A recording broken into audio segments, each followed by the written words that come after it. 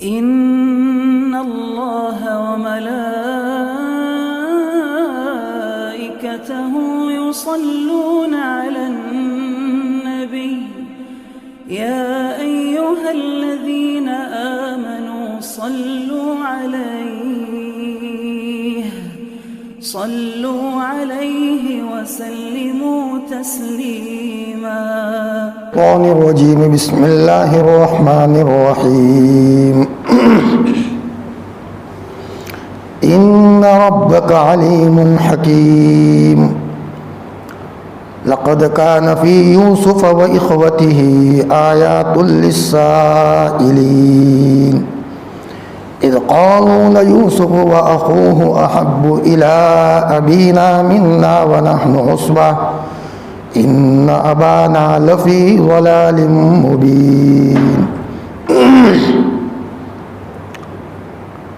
بات یہ چل رہی تھی، حضرت یعقوب علیہ السلام نے اپنے لگتے جگر بیٹے یوسف کو کہا، پیارے بیٹے، خواب بڑا نرالا ہے لیکن کسی کو مت کہنا ورنہ تو حالات میں آ جائے گا۔ باپ سمجھ چکے تھے کہ خواب بہت عمدہ ہے۔ بندہ جب نیکی کرتا ہے، گناہوں سے بچتا ہے، گناہوں کو 3 طلاق دے دیتا ہے تو واپس لانے کا سوال ہی نہیں۔ اس لیے کہ جہاں گناہ ہوتا ہے وہاں بے چینی ہوتی ہے۔ آگ ہے، گناہ تو آگ ہے، اور جہاں آگ ہوتی ہے اس کی لپیٹیں اس کو بھی لگے گی، اس کی فیملی کو بھی لگے گی۔ کل وہ مر کر چلا جائے گا لیکن باپ کے گناہوں کی نحوست بیچاری اولاد بھگتے گی۔ باپ ہونے کے نتیجے میں ہمیں زندگی اچھی رکھنی چاہیے تاکہ ہماری اولاد بھی کل رحمتیں لے، برکتیں لے۔ گناہ کر کے قبر میں سو جائیں گے لیکن بیچاری اولاد حالات کے تھپیڑے کھائے گی۔ حضرت خضر کا وہ واقعہ، وَكَانَ أَبُوهُمَا صَالِحًا، حضرت موسیٰ اور خضر کی ملاقات ہوئی ہے اور ایک دیوار گرنے کو تھی اور وہاں حضرت خضر نے ہاتھ لگا دیا تو دیوار ٹھیک ہو گئی۔ تو حضرت موسیٰ نے فرمایا، بھائی خضر، ایک تو گاؤں والوں نے کھانا نہیں کھلایا ہے اور تم ان کا بھلا کر رہے ہو، دیوار گرے تو گرے۔ حضرت خضر نے فرمایا، ان کے ابا نے، اللہ کی طرف سے یہ کہا گیا کہ حقیقت یہ ہے کہ یہ دیوار 2 یتیم بچوں کی تھی اور اس کے نیچے خزانہ رکھا ہوا ہے، وہ بچے ابھی یتیم ہیں۔ اب ظاہری بات ہے کہ دیوار گر جائے گی تو خزانہ نکل آئے گا، گاؤں کے لوگ لوٹ لیں گے، بیچارے یتیموں کا نقصان ہوگا۔ تو اللہ پاک نے حضرت خضر کو بھیج کر دیوار صحیح کروا دی تاکہ یتیم بچوں کے بڑے ہونے تک یہ دیوار رہے اور بچے خود کل خزانہ لے لے۔ تو خزانے کی حفاظت اللہ نے اس لیے کروائی کہ وَكَانَ أَبُوهُمَا صَالِحًا، ان 2 بچوں کا باپ نیک تھا۔ شارحین فرماتے 7ویں پیڑھی کا دادا نیک تھا، تو 7ویں پیڑھی کے دادا نے نیکی کی ہے تو 7ویں پشت میں پوتا کو خوبی مل رہی ہے۔ اللہ اکبر! ایک ایک نیکی کی خوبیوں کا اثر پشتوں تک جاتا ہے۔ زنا کر لینا بہت آسان ہے لیکن اولاد کو پھر آگ میں دھکیلو، سود میں ہاتھ ڈالو، پھر اولاد کو حالات کے تھپیڑوں میں ڈالو، ادھر ادھر لوگوں پر ظلم کرو، کل مر کر چلے جائیں گے لیکن اس کی نحوست۔ لعنت کا مطلب یہ ہے کہ اس کے زہریلی اثرات پشتوں میں جاتے ہیں۔ اللہ پاک پوری امت کی حفاظت فرمائے۔ ہم سب بیمار ہیں، کہنے والا بھی محتاج ہے، بھائی سننے والا بھی محتاج ہے، لیکن ہمارے اللہ کا در بہت بڑا ہے۔ جب وہ ہم کو کھانا دیتا ہے تو تقویٰ کیوں نہیں دے گا؟ جب ہم کو ٹھنڈا پانی دیتا ہے تو وہ تقویٰ کیوں نہیں دے گا؟ تقویٰ وہی سے ملتا ہے، اس کے در پر مانگنے کی کمی ہے۔ جو ضرورت ہم اللہ کے دربار میں مانگیں، اور ہم سب کی سب سے بڑی ضرورت ہے تقویٰ۔ ان ربک علیم حکیم، آپ کا رب بیٹا یوسف خوب جاننے والا اور حکمت والا ہے۔ یہ حضرت یعقوب علیہ السلام نے اپنے بیٹے حضرت یوسف کو فرمایا، اللہ کی کیا مصلحتیں ہوتی ہے وہ سب جانتا ہے۔ بڑے بھائی کو کچھ دیا مجھے نہیں دیا، اللہ جانتے، کوئی مصلحت. چھوٹے بھائی کو ایک چیز ملی بڑے بھائی کے پاس نہیں، اللہ کو پتہ ہے، کوئی مصلحت ہے. تقسیم اللہ کرتے ہیں، یہ پورا نظام اللہ کا ہے. ہمارا کام تو بس بہت محبت کے ساتھ دنیاوی نظام میں چلنا، حسد سے اپنے دل کو پاک اور صاف کرنا. لقد كان يوسف في يوسف واخوته آیات للسائلین. یوسف علیہ الصلوۃ والسلام اور ان کے بھائیوں میں بڑی نشانیاں ہیں پوچھنے والوں کے لیے. حضرت نبی کریم صلی اللہ علیہ وسلم کی آزمائش کے لیے لوگ آئے تھے. سچے نبی ہیں یا ایک جھوٹے نبی ہیں؟ تو یہودی لوگ کتاب کو جاننے والے تھے، وہ اہل کتاب تھے. اس سے پہلے ہم نے کہا تھا نا، وہ اہل کتاب تھے، ہم اہل قرآن ہیں، فرق ہے. وہ اہل کتاب تھے، ہم اہل قرآن ہیں، اور قرآن کتابوں کا سردار ہے. اتنی محبت ہے اس امت سے کہ یہودیوں کو اللہ نے سنیچر کا دن دیا، عزت کا دن. سنیچر کا دن ان کے لیے عزت کا دن. بعد میں عیسائی آئے تو اللہ تعالیٰ نے کہا تم اس کے بعد آئے ہو تو تم کو سنیچر کے بعد کا دن ملے گا، سنڈے، اس کی عزت کرو، چھٹی رکھو اس دن اپنے اعتبار سے عبادت کرو. تو ہم تو بعد میں آئے تھے تو ہم کو پیر ملنا چاہیے تھا، سنیچر، اتوار، پیر. لیکن اللہ تعالیٰ نے فرمایا نہیں، تم میرے لاڈلے نبی کے امتی ہو، تم لائن میں مت لگو، تم آگے آ جاؤ، سنیچر سے بھی آگے آ جاؤ، جمعہ کو آ جاؤ. چنانچہ ہم کو فرائیڈے دے دیا، جمعہ کا دن دے دیا. سنیچر اور اتوار کے بعد باری میں تو ہم کو پیر ملنا چاہیے، لیکن اللہ پاک نے ہم کو جمعہ کا دن دے دیا. واہ کیا نوازشیں ہیں رب کائنات کی، اور وہ حضور کے طفیل میں ملا ہے. سب اس چہرے کی وجہ سے ملا ہے، حضرت محمد الرسول اللہ صلی اللہ علیہ وسلم کی وجہ سے.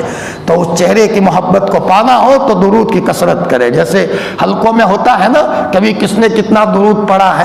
کم از کم بھائی طلحہ صاحب تو کہتے تھے، حضرت شیخ رحمۃ اللہ علیہ کے صاحبزادے، کہ کم از کم دن میں 10,000 مرتبہ درود شریف پڑھو.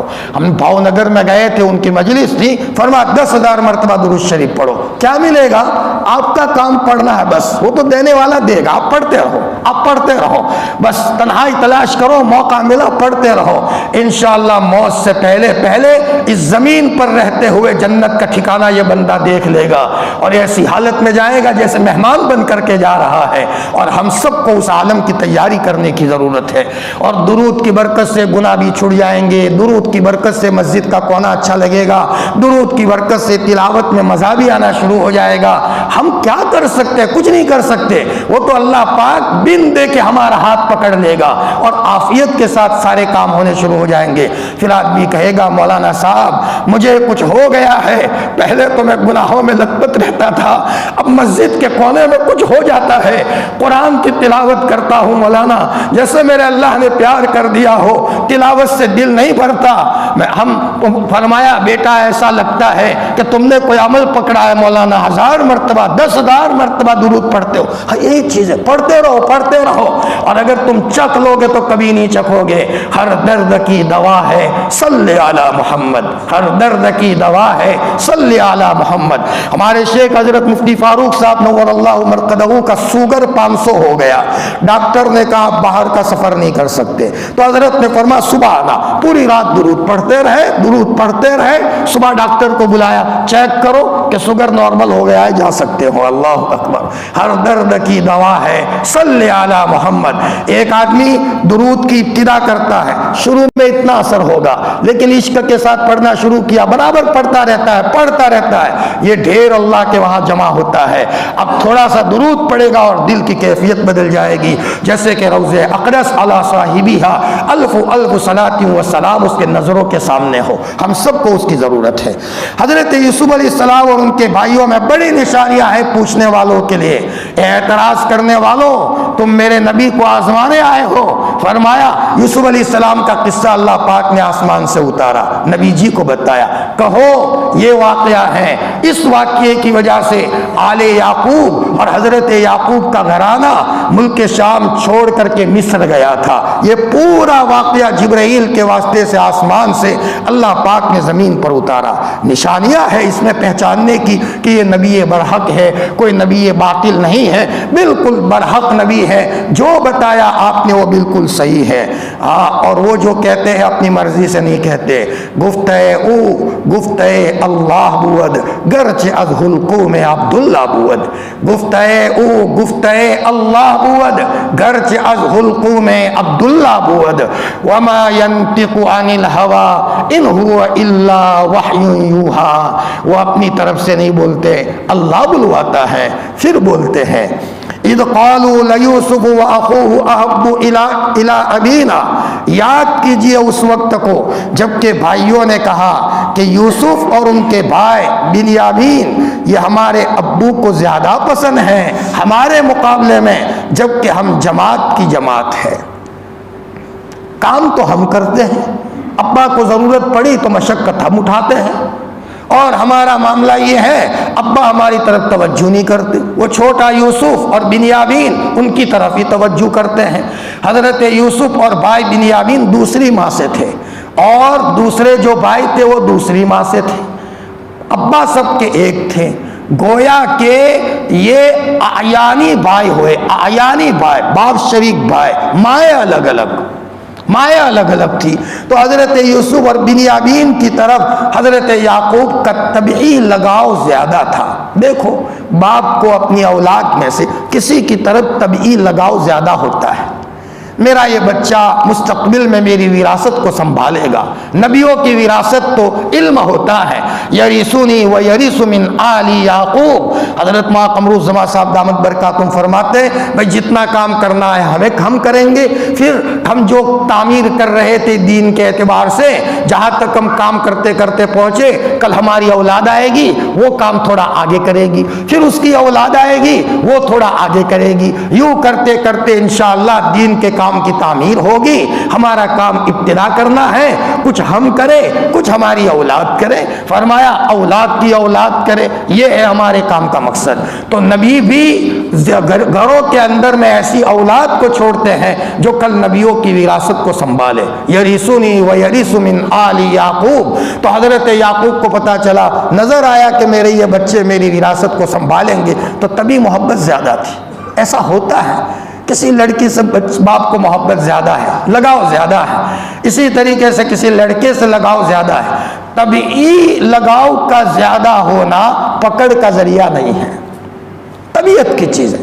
البتہ چیزوں کی تقسیم میں بے انصافی کی خدا کے وہاں پکڑ ہوگی. حکیم الامت حضرت تھانوی نور اللہ مرقدہ فرماتے تھے کہ ہم نے اپنے یہاں 2 بیویاں کی ہے تو ہم نے ان کو دینے کے لیے خانقاہ میں میزان عدل رکھا ہے، یعنی ترازو. کہیں سے اگر سیب آتے ہیں تو 2 بیویوں کے وہاں پہنچاتے ہیں. 2 پیرانی صاحبہ تھی تو 1 کلو یہاں پہنچا دو، 1 کلو یہاں پہنچا دو، انصاف ہو گیا؟ نہ، ہم ہر سیب کے 2 ٹکڑے کرتے ہیں، اور پھر 1 کلو سیب ادھر 1 کلو سیب ادھر. ہو سکتا ہے کہ ایک سیب میٹھا ہو دوسرا پھیکا ہو، تو اگر 1 کلو پہنچایا، 1 کلو یہاں پہنچایا، ایک کو پھیکا ملا ایک کو میٹھا ملا، تو پھر فرمایا ہو سکتا ہے کہ کہیں پکڑ ہو جائے. حالانکہ اس پر تو کوئی پکڑ کی بات نہیں، لیکن تقویٰ، اتنا تقویٰ کہ کہیں خدا کے وہاں گرفت نہ ہو.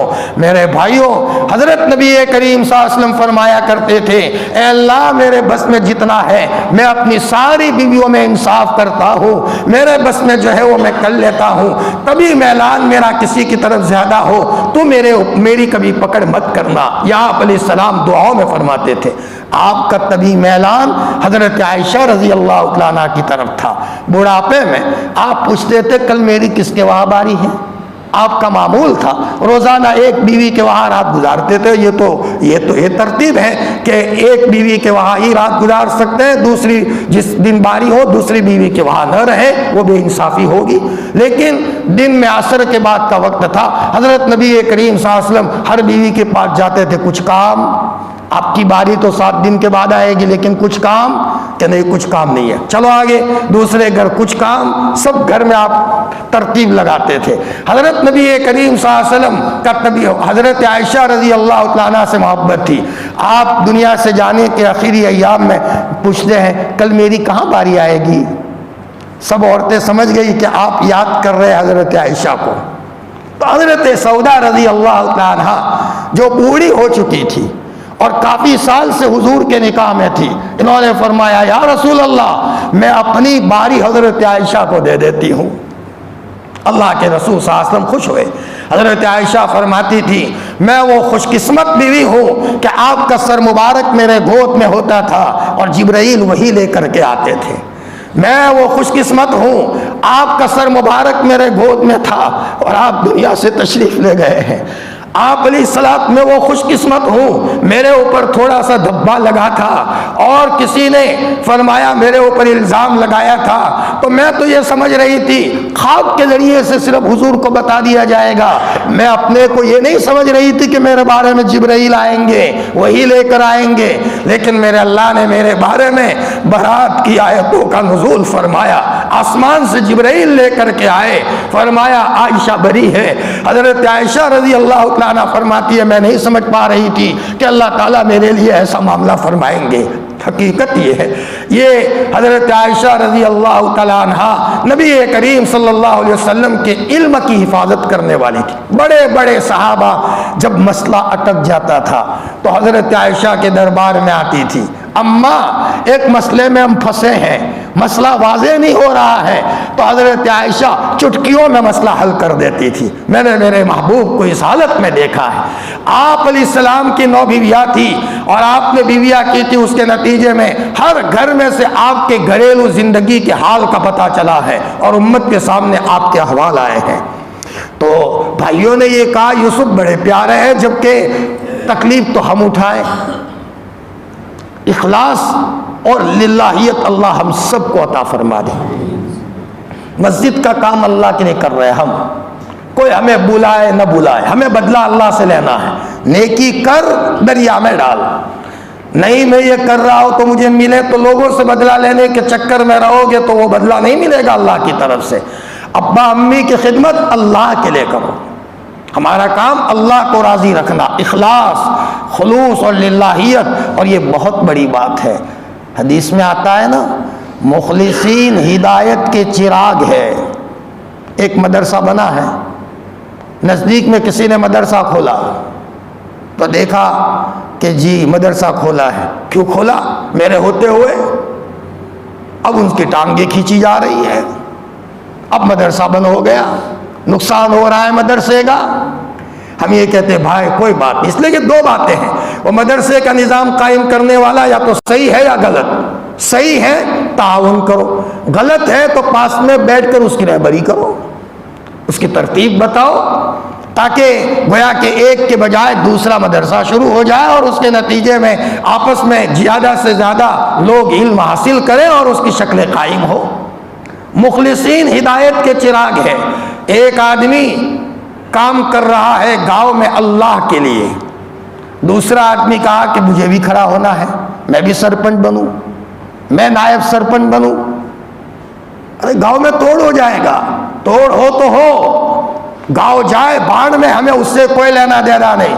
یہ مخلص نہیں ہے. کسی نے دیکھا میری وجہ سے گاؤں میں فتنہ ہو جائے گا, چپ چاپ بیٹھ گیا. یہ ہے مخلص, ہدایت کا چراغ ہے. مسجد باقی رہی, مدرسے کا نظام باقی رہا, رشتہ داریاں باقی رہی, ورنہ صرف اسی کے نتیجے میں مسجد کو تالا لگ گیا, ایسی بھی کارگزاری آئی, مدرسہ بند ہو گیا, لاک لگ گیا. یہ مخلص نہیں, یہ مفلس ہے. یا تو مخلص بنو یا مفلس بنو. کام فلوس سے نہیں بنے گا, خلوص سے بنے گا, للہیت سے بنے گا. آدمی نے دیکھا میری وجہ سے توڑ ہو رہا ہے, اللہ کے واسطے وہ بیٹھ گیا, تو اس کے نتیجے میں گاؤں کا نظام جو کا تو باقی رہے گا. یاد کیجئے اس وقت کو جب بھائیوں نے کہا یوسف اور ان کے بھائی ہمارے ابو کو زیادہ پیارے ہیں ہمارے مقابلے میں, جبکہ ہم جماعت کی جماعت ہیں. ہمارے ابا بے شک سری غلطی میں ہے.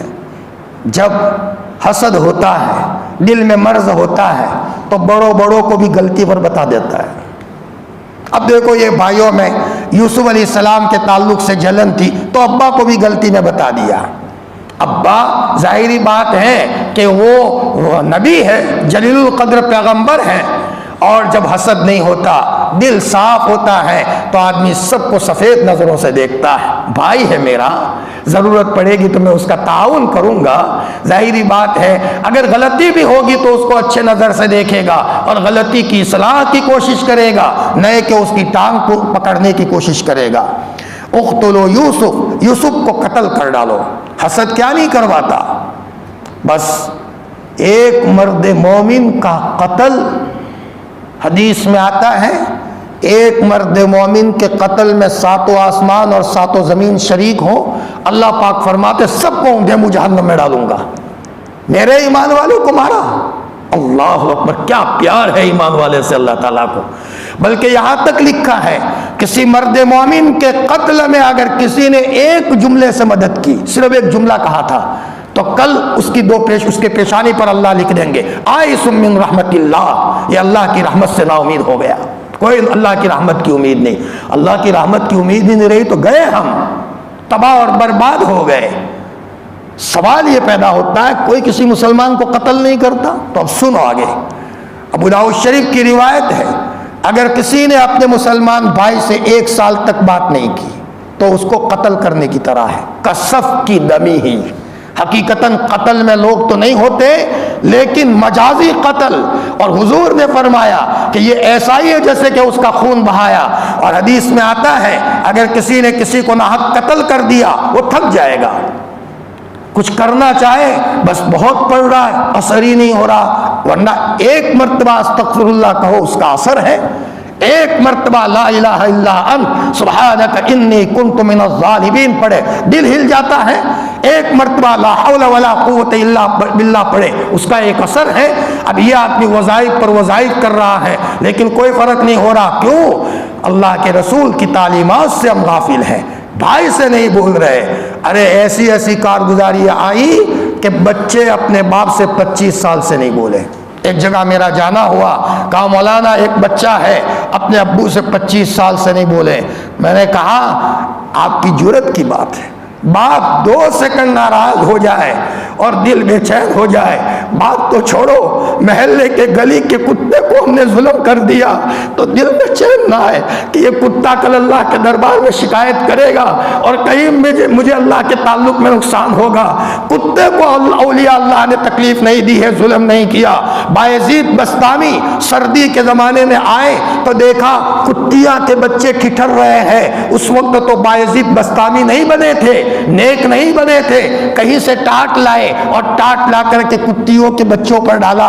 میرے اللہ کی مخلوق ہے، ٹھٹر رہی ہے، اللہ پاک رات کو خواب میں آئے، بایزید میری مخلوق کے ساتھ تم نے ترس کھایا ہے، ہم تمہاری ولایت کا فیصلہ کرتے ہیں۔ کتیوں کے بچوں کے ساتھ اچھا ظلم نہ ہونے دیا، اور یہاں یہ حال ہے، ابا سے نہیں بولتے۔ مسلمان کا بچہ گلیوں میں نہیں پھنستا، وہ اپنا سفر تیز رکھتا ہے۔ کہاں جانا ہے؟ اللہ کے پاس جانا ہے، میرے اللہ کا تعلق چاہیے۔ ہم بمبئی جانے والے لوگ نہیں ہیں، ہم دہلی جانے والے لوگ نہیں ہیں، ہم تو بیت اللہ جانے والے لوگ ہیں۔ ہمارا سفر بہت لمبا ہے، ادھر ادھر کی گلیوں میں نہیں الجھیں گے۔ ان کو بھی مٹھائی دو، ان کو بھی مٹھائی دو، ان سے بھی مسکراؤ، ان سے بھی مسکراؤ، چلو چلو چلو۔ کہاں جانا ہے؟ اللہ کے رسول کی محبت کو لینا ہے، اللہ کے پاس جانا ہے۔ اب چلتے رہے، راستے میں خوبصورت عورتیں آئی، نظر ہٹا دی، خوبصورت لڑکے آئے، نظر ہٹا دی۔ ہر گناہ کی سزا ہوتی ہے۔ حسن بصری نے ایک آدمی کو دیکھا، خوبصورت چہرے کی طرف دیکھ رہا ہے، حسن بصری نے کہا بیٹا سزا ملے گی۔ وہ حافظ قرآن تھے، 10 سال کے بعد قرآن سینے سے نکل گیا۔ غلطی کی تھی 10 سال پہلے، 10 سال کے بعد اس غلطی کی سزا ملی، سینے میں سے قرآن نکل گیا۔ صرف نظر بد کی بات ہے، اس سے آگے کا معاملہ ہو تو کیا کہنا۔ آپ نے وہ سنا واقعہ عبداللہ اندلوسی کا کہ سینے میں سے قرآن اڑ گیا، یہ وہ چڑیا کی شکل میں نکل گیا۔ ہم نے بھی ایک واقعہ پڑھائی تھا، ہم جا رہے تھے میرٹھ میں، جے پور میں ایک صاحب ملنے آئے اور یوں کہا مولانا دعا کرو، پہلے میرے اللہ کا تعلق مجھے بہت تھا، قرآن میرے پاس تھا، لیکن میں نے نظروں میں دیکھا ہے کہ میرے سینے سے چڑیا کی شکل میں کوئی چیز اڑ گئی، ایمان تازہ ہو گیا۔ شیخ عبداللہ اندلوسی کا واقعہ کتابوں میں پڑھا تھا۔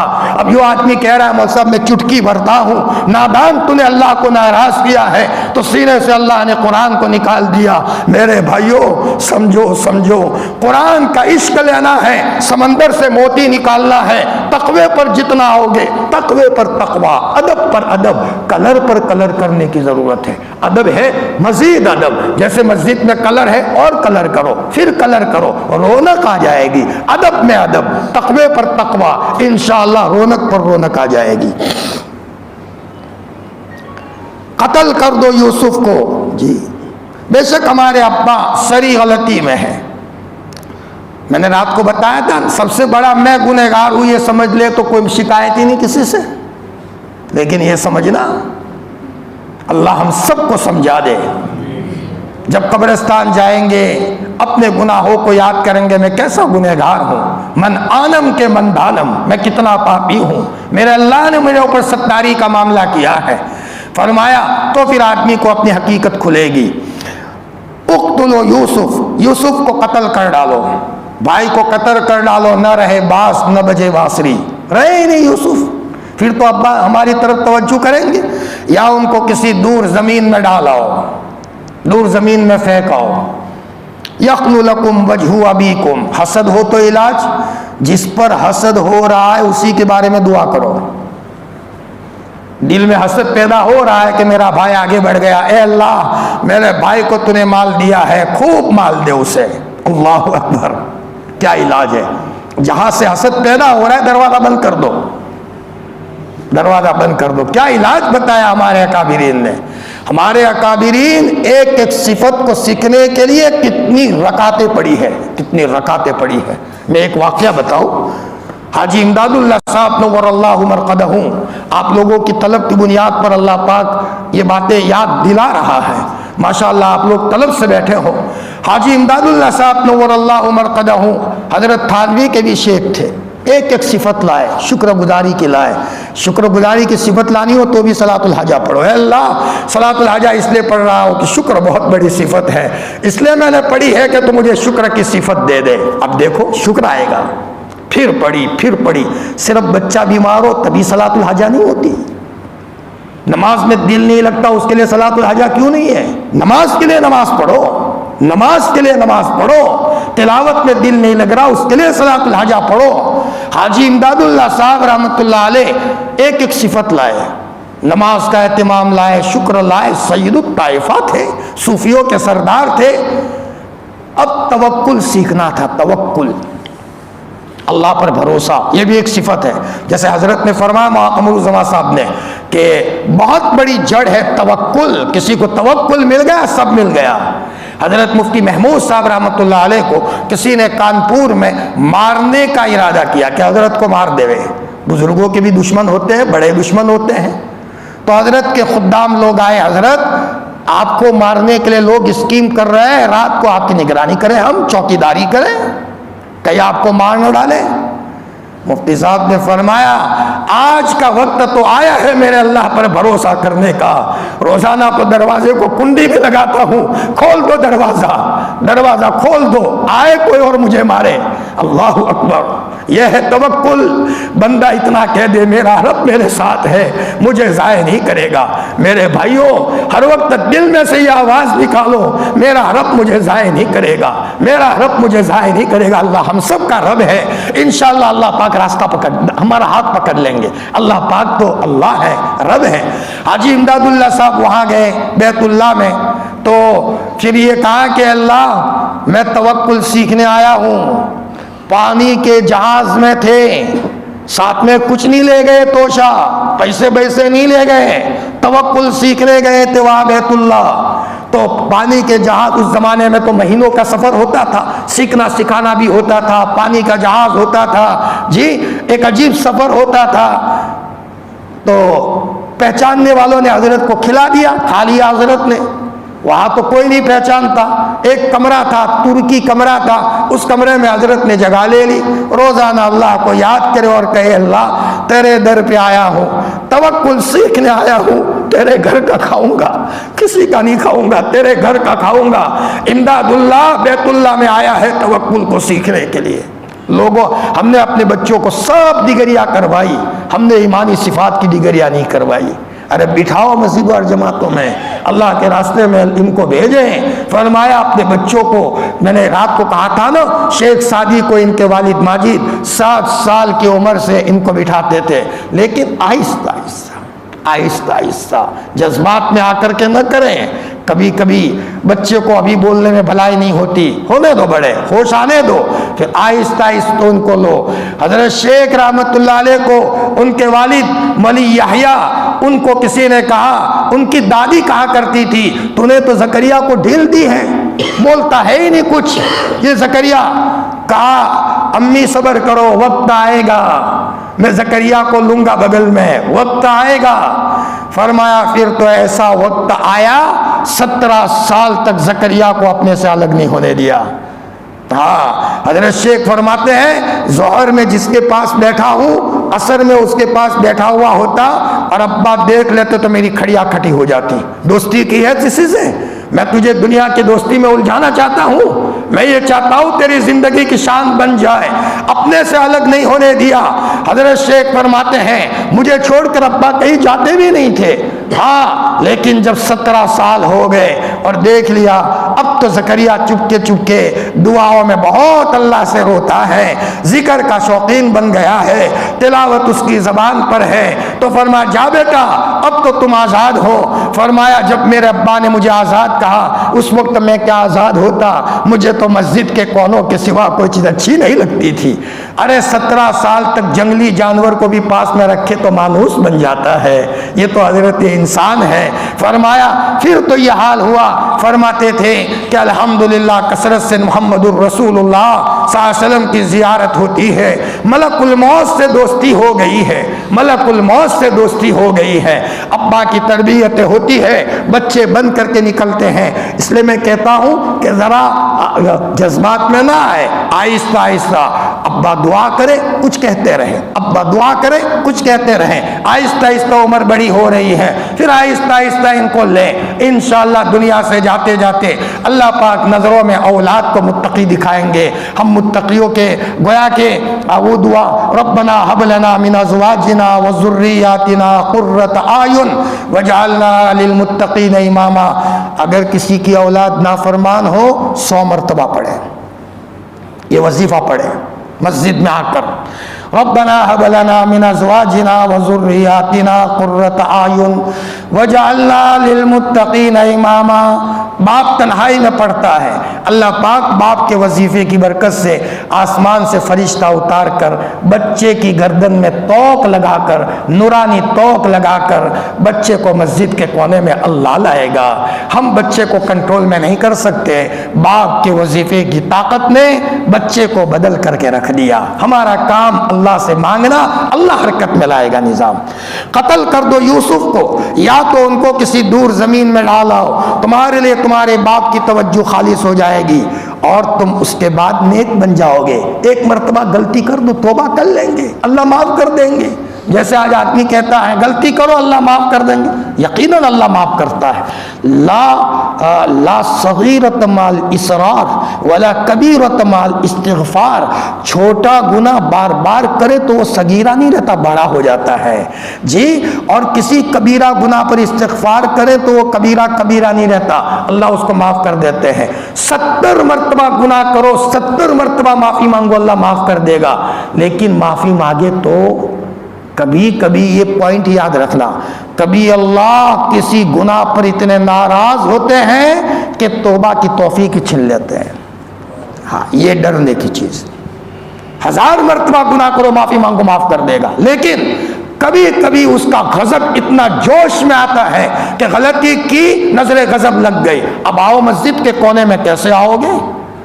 بس ہمیں توفیق ہی نہیں ہو رہی، مسجد کے دروازے پر آئے من ہی نہیں کہہ رہا جی۔